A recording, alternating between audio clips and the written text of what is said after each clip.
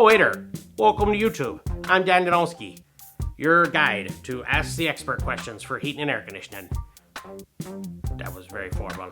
Anyway, today's question is, if I get a new HVAC system, do I need new ductwork? Well, that depends.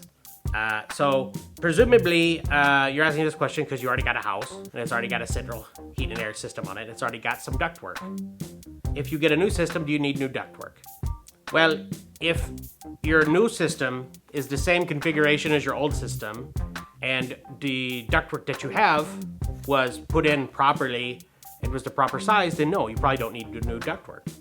If you've had an addition to your house since then, or maybe you opened up the garage, you might need some, okay? So if you've added square footage, sure.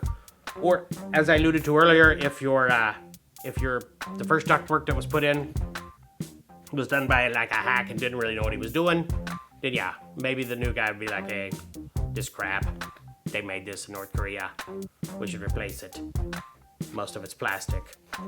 Part of it's a sheep intestine. Yeah, get rid of that. Okay, bye.